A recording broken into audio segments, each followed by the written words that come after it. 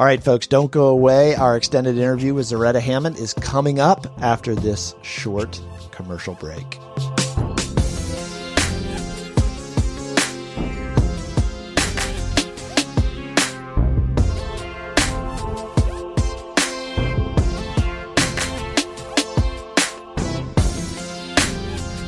Welcome back, everyone, to Ed's Not Dead.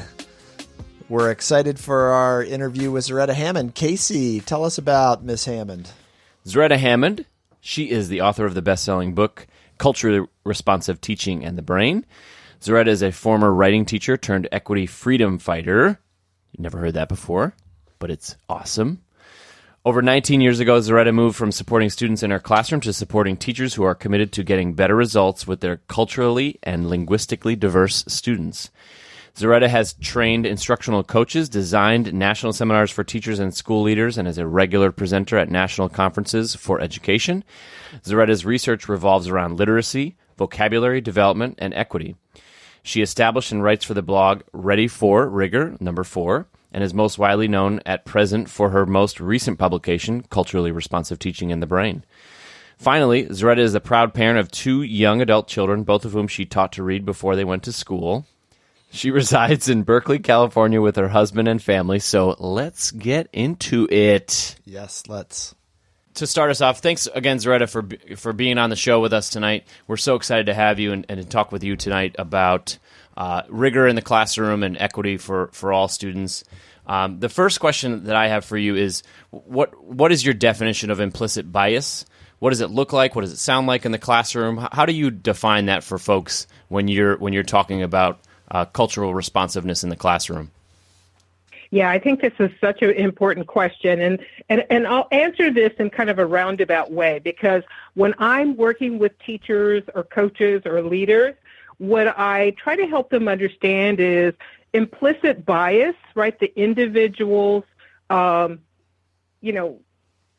prejudices or the brain's biases are not always the biggest issue in relationship to equity.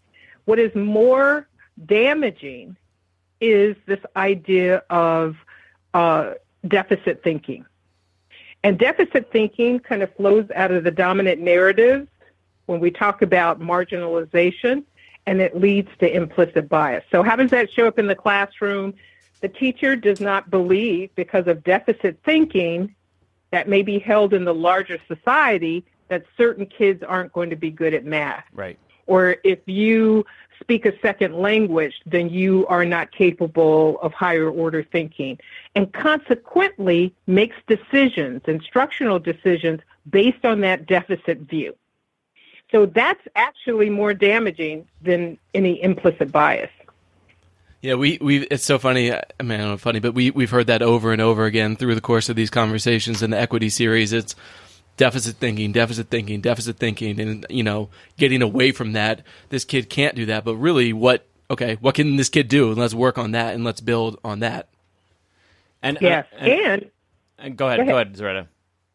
I was going to say the other thing is implicit bias has us focusing on, let's stop a certain practice, or let's stop having, a negative view of people of color or kids who speak a second language. And a lot of schools have had these kind of hard conversations or courageous conversations.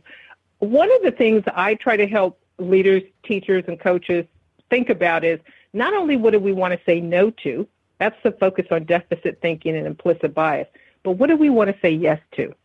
How do we help kids regain their natural confidence? So for me, culturally responsive teaching is about looking in the classroom and finding those places where students aren't even noticing that they're excelling. They are so focused on what they can't do because they've internalized that. So a culturally responsive educator's task in many ways is to notice and name and help the student regain that natural confidence. What are we saying yes to versus this kind of ongoing conversation about implicit bias? Like we could just go get rid of that. Well, you can't. You can start to shift your deficit thinking, though. And a district or a school can actually have counter narratives, right? Listening for the common things that teachers say about those kids and then have a counter narrative. Here's an example of a counter narrative. A lot of students are English learners, and we have a tendency to kind of dumb things down, or they can't do that because they don't know English well enough. Well, the reality is they don't have a deficit. They actually have a superpower. Yeah. And all we're doing is kind of holding space until they grow into that superpower, which is to be bilingual. And it would be powerful if we started languaging it like you have a superpower that I'm helping you grow. And do you think, on that note, how much do you focus on, or do you think leaders should focus on the precision of language of how teachers talk about kids and what they bring to the table? How much does that lead into what you have studied and how you work with teachers and leaders? I do think for leaders it's really important for messaging. And that's why those counter narratives, right? What are the things that you usually hear being said in the teacher's lounge or sometimes even at the staff meeting? And we usually hear a teacher say something very, negative or certainly deficit oriented. And most of us just sit there like, oh no, she didn't just say that, did she? Well, I actually just avoid the staff lounge. But I think in hindsight, on that note, and I'm so glad you brought that up, but I remember in my school, when I was in a school-based position, I physically avoided the staff lounge because I didn't want to be around it. But now that I'm kind of diving a little deeper into your work and some other, and like Curtis Linton's work and Courageous Conversations, we collectively need to call that kind of behavior and that kind of language and put it out on the table, because it shouldn't be used and it shouldn't be okay to be used. Absolutely. But here's the rub. When you confront an adult, they get defensive. So I try to train coaches that I work with to actually listen for those statements and then actually think about how they reframe, refute, or redirect. So there's a technique in which I teach them how to do that. So they're not confronting, they're not calling anybody out, because sometimes that is kind of like a moral stance. I'm going to call you out on that behavior. But that just creates tension. Versus, I encourage leaders and coaches to roll 3 deep with research, so that you are able, after having set the counter narrative for your school or for the PLC you're working in, that when a teacher says something counter to that, you can actually say, but the research says. And then it's not you confronting that teacher.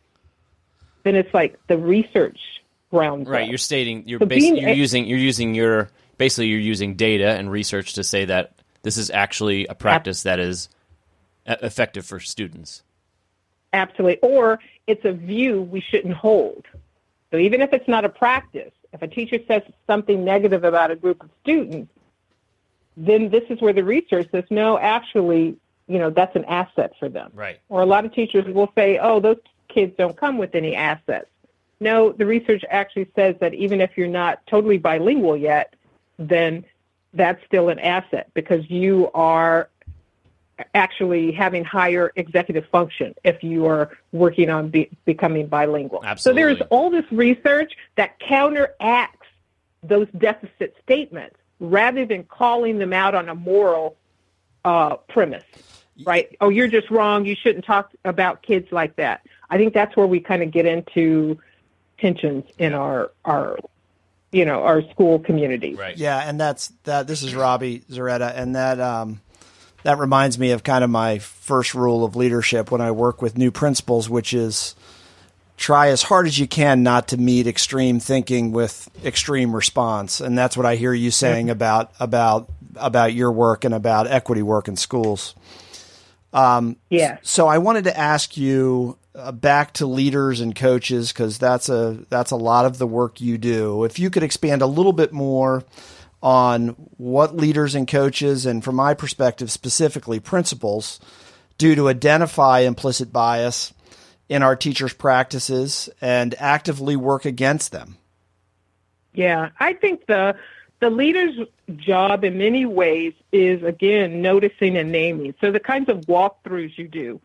So knowing that there is a certain type of reproductive practice, right? If those kids, meaning Black and brown kids, if they're always the lowest performing kids, or they're always not given more challenging work because they haven't yet completed, or they're being penalized because they haven't turned in homework, you don't get to do that fun project-based thing because you didn't turn in homework, then those are ways in which we see that bias acting, being acted out in the classroom. So being able to have those sorts of practices articulated so that as a staff, everybody is clear. And then when that leader's doing that walkthrough and starts to see those practices, there's an agreed upon orientation. There's agreed upon practice that we can talk about. Mm-hmm. And it opens the conversation versus, you're being prejudiced against those kids.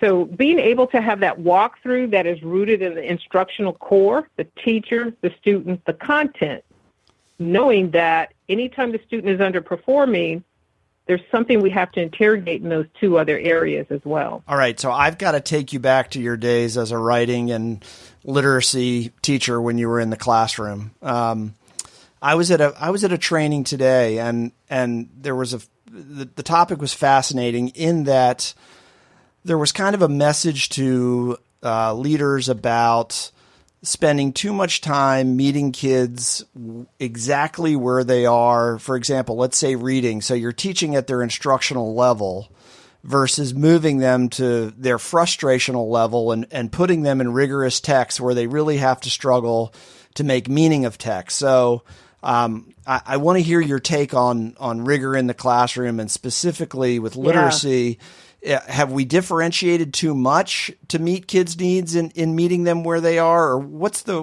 how do we thread the needle on that? Yeah, I really appreciate that question, because I think one of the things I see often is we have a tendency to go to one extreme or the other. Either we're throwing the kids in the deep end of rigor, like let's just step the game up and they are going to have to figure it out, challenging text. And they are in their frustration level. And what we know is if indeed they become too frustrated, the brain starts to shut down, too much cortisol. The other extreme is let's meet them where they are. Well, if they are, always scaffolded, over-scaffolded at where they are, then they're going to be at their independent level. So no dendrites will grow. There's no brain growth. There's no acceleration that happens. I think you have to get kids ready for rigor. You can't just throw them in the deep end. You actually have to give them tools. And this is one of the things that distinguishes students that are dependent learners, mm-hmm. because of inequity, mm-hmm. from independent learners. And that our job as equity-focused educators is to get kids ready for rigor. So we have to meet them where they are, but very quickly stretch them into their ZPD. And that's what Vygotsky talks about. Productive struggle is what grows intellective capacity. Dendrites literally grow when we are a little stretched. And so helping teachers understand what that means to get kids ready for rigor. So let's stay with literacy for a minute. We know that our kids don't have word wealth, mm-hmm. but we don't have rigorous word study. It doesn't have to take forever, 15 minutes, 3 times a week, building students' word knowledge, word curiosity, morphology, right? So ways that they're interacting with their disciplinary literacy so that when they're now in the text, they have those tools, helping them kind of figure things out. There are a variety of things that we can do to help them get ready for rigor. Most teachers don't know how to do that. They're focused on either their content or they're going to over-scaffold because the student, it's too high in terms of complexity for kids. Okay, that is great. And Zaretta, you take the cake. You're the first sociocultural ZPD reference we've had on Ed's Not Dead. So we love that you got into Vygotsky. Okay, go ahead, Mr. Krabs. No, I just had a follow-up on that. So you talk about kind of like the explicit instruction in terms of vocabulary. So I work and have worked in middle schools, and I think if you would ask most middle school teachers, they would say, oh, they should know that, or I can't go back. So I guess the question is is it still appropriate to be teaching those skills to students at a certain age, or is there kind of like a cutoff where that transforms? I don't know what that transforms to, but I guess, can you keep doing that for, until they get it? You really have to. Here's what we know. People talk about getting kids to be college and career ready. Well, what we know is to be college ready, you have to be reading 250 words per minute. So you are going to have to continue to up your ability to read and comprehend at faster rate. The only way you can really do that is by continuing to increase your vocabulary. Vocabulary development does not stop at middle school. It continues. So what we have, one of the inequities that we have is we somehow think kids got that in second or third grade. Or we think that looks like, here's a list of the words, go look them up, put them in a sentence. When we know robust word study, in which kids are interacting with the words, they're looking at word parts and word meaning, and actually playing with that. And here's the reality. Our kids, particularly Black and brown urban kids, they already have wordplay. You could just see that natural genius in terms of playing with words and meaning. This is what Hamilton was about. Right. That ability to take that voluminous work about Alexander Hamilton and to actually now create lyrics that still conveyed the power of that. That is no small feat, but that is wordplay. That is word study. Yeah.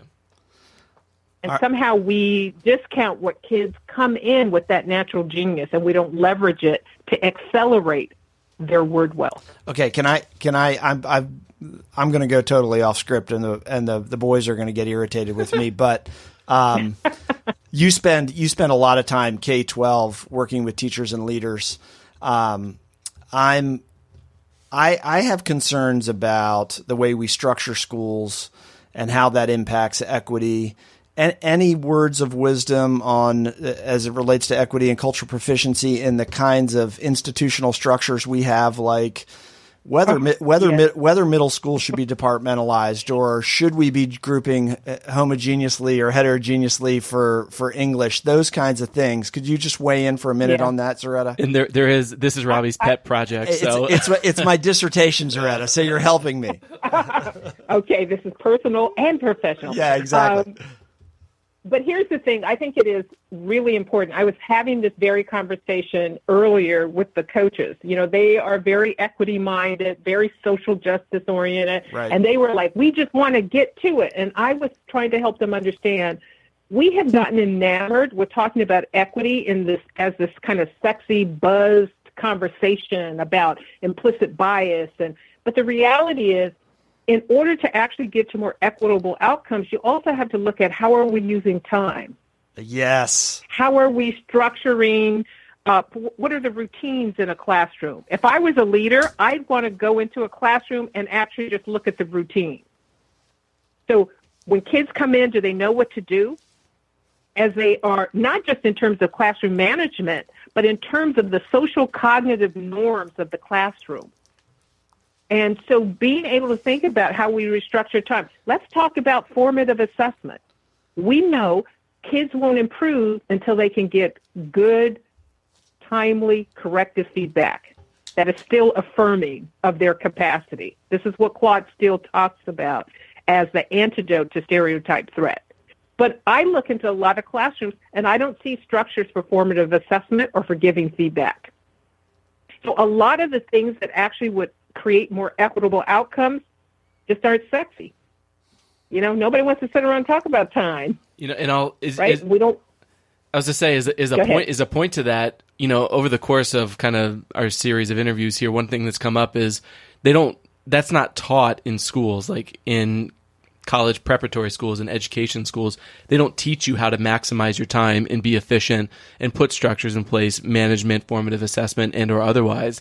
And that's one thing that I think we've all kind of like, wow, that's interesting, is that teachers really come in and there's been no explicit instruction for first-year teachers from their college prep programs about how to do those things. Absolutely. But here's my point. It then has to find its way onto the equity agenda.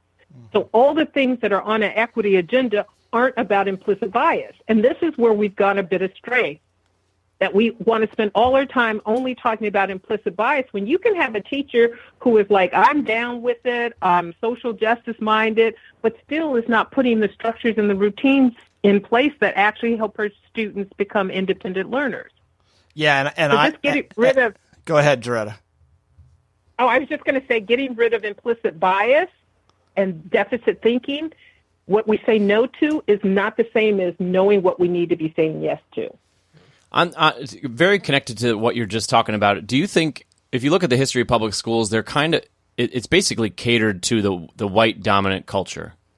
That public schools in America are designed for the typical white male or white female student. Do you feel like we're almost fighting against the wind in some capacity when No. the traditional structures are already in place?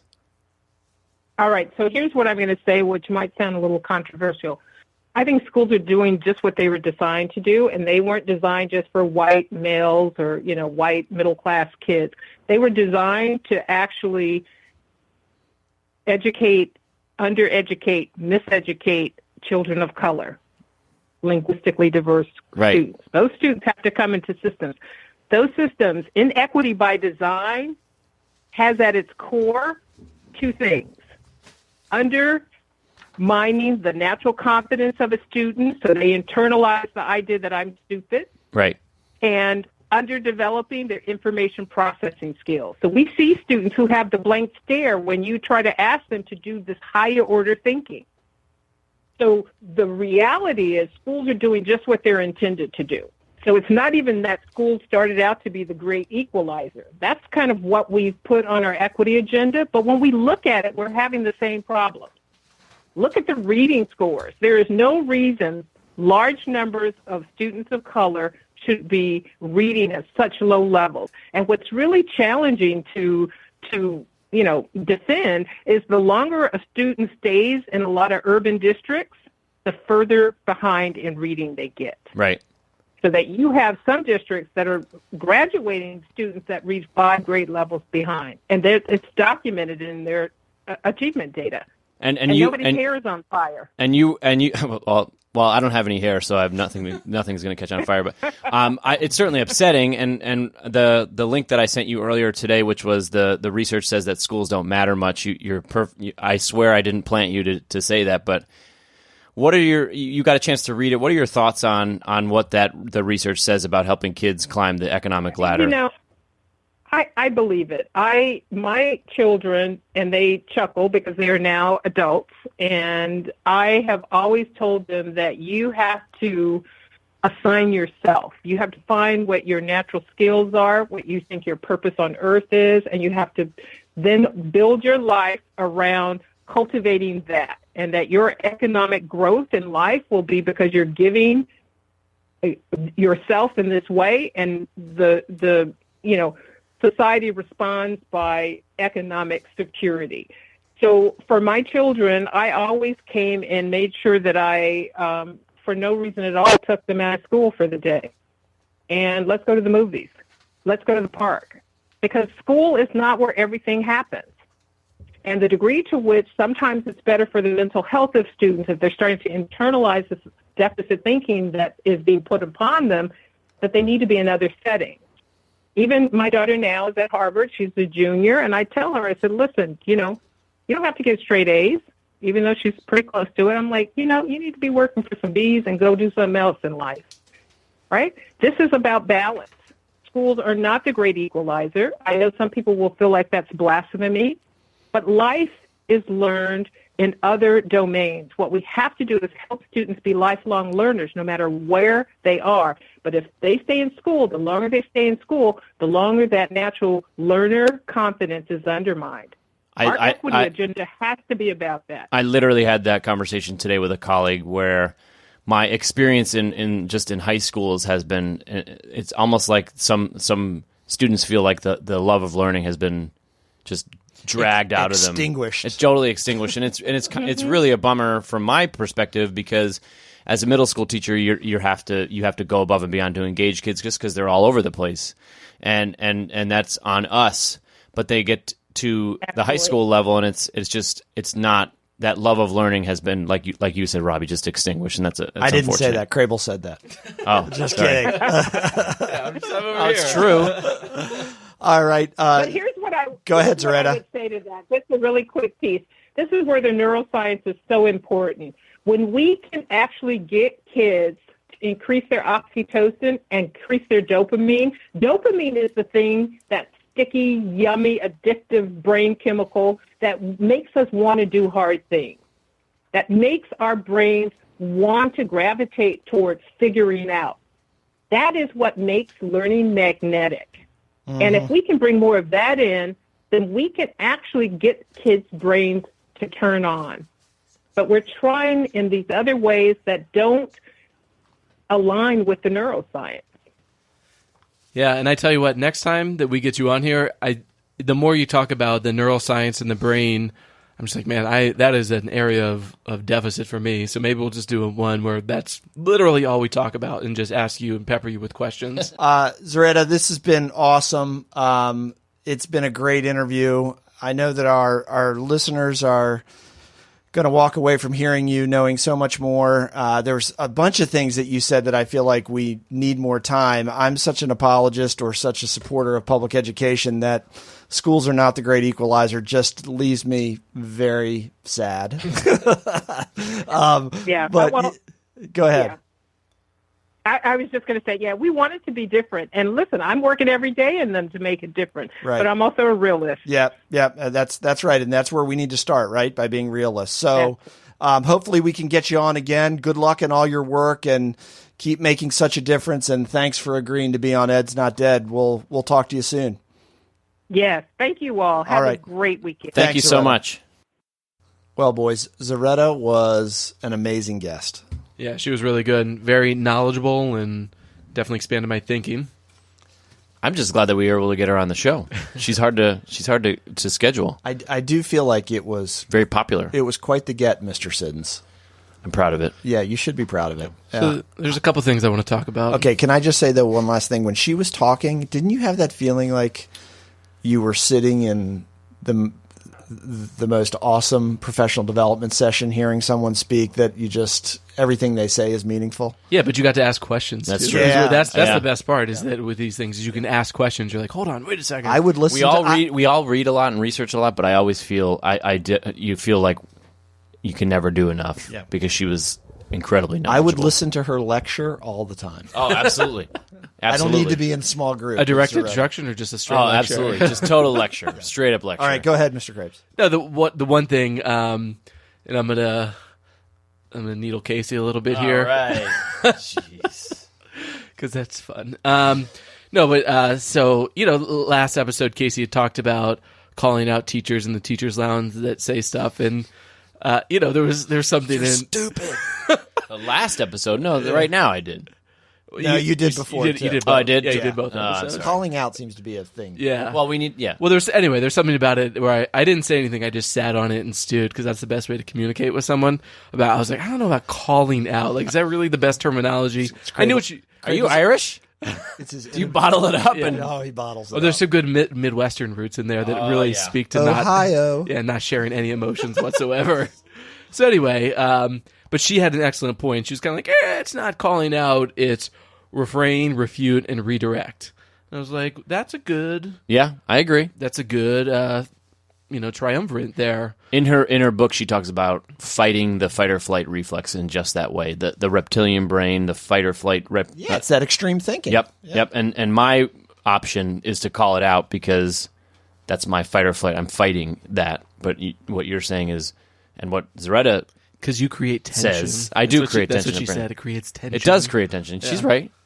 Sometimes tension's good, though. People need to have tense feelings. It reminds me of our discussion on Reed College, which is when university students are behaving really badly, should a college respond in extreme ways? It makes the professors flight. Correct. Yeah. So Casey's looking at me like he has no idea what I'm talking about. It was a conversation we had earlier this episode. I definitely remember that. Yeah. Yeah. Anyway, the other thing that really stuck out to me is this idea of rigor and high expectations. I liked what she said, Casey. It hit home, I know, to you about routines, explicitly having teachers know how to institute routines. And I have to say, teachers that I observed over the course of my career that were highly routinized in a positive way typically were teachers that also had very high expectations about how kids, their kind of academic success skills. But when you hear that, when teachers initially hear that, they think that it's like this dictatorial atmosphere, and it does not have to be that way. No, it's teaching kids to take responsibility for themselves in the classroom and therefore take responsibility for their own learning. Mm-hmm. Also know the expectations of what they're supposed to do. Yeah. Right. And the term she used was expanding the equity agenda, and that really stuck out with me because, it's not just, some of the bigger ideas or thoughts and the self-reflections. It's just little things in the classroom about being an excellent teacher. Mm-hmm. That's all part of getting the most out of every kid. Mm-hmm. Mr. Sids, what got you? No, that I agree with everything you all just said. That was great. No, I wanted to ask her what the question I didn't get to ask her was, and maybe it's just too obvious. What are the dangers in letting those implicit biases remain unaddressed? Yeah, and you know what? That's a great question. And I'm sorry to interrupt, but I'm just my brain is turning slowly. So I'm thinking of a school that is an underperforming school, and that's deficit thinking. A school that's not performing at what we expect a school to perform at, right? I think it's still deficit thinking. It's still, sorry. It's underperforming school. Anyway, so it's a challenging school. They have high turnover. I feel like the data will push teachers, or that kind of atmosphere pushes teachers to try a million different things to engage students.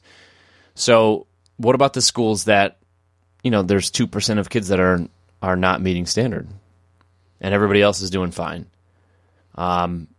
I think about those kind of that's what I'm talking about with the dangers of the implicit bias. What is it?